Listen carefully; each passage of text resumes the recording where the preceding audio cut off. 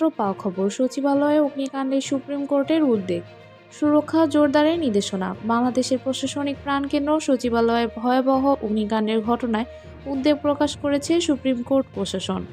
নিরাপত্তা ব্যবস্থা জোরদার ও অগ্নি প্রতিরোধ সুরক্ষা নিশ্চিত করতে পুলিশ ও ফায়ার সার্ভিসকে আলাদা চিঠি পাঠানো হয়েছে।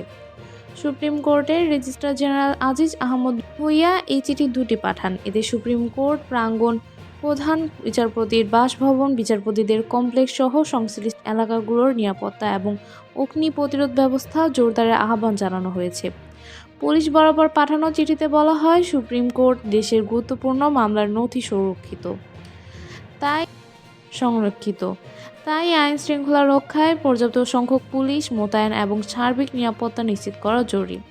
অন্যদিকে ফায়ার সার্ভিসকে দেওয়া চিঠিতে বিচার সংশ্লিষ্ট এলাকায় অগ্নি প্রতিরোধ ব্যবস্থা উন্নত করা এবং কর্মীদের অগ্নি নির্বাপন প্রশিক্ষণ দেওয়ার প্রয়োজনীয়তার উপর জোর দেওয়া হয়। সুপ্রিম কোর্টের এই পদক্ষেপ সচিবালয় সহ গুরুত্বপূর্ণ এলাকায় নিরাপত্তা ব্যবস্থা শক্তিশালী করার আহ্বান জানাচ্ছে। এই বিষয়ে নতুন আপডেট পেতে আমাদের সঙ্গেই থাকুন। ধন্যবাদ।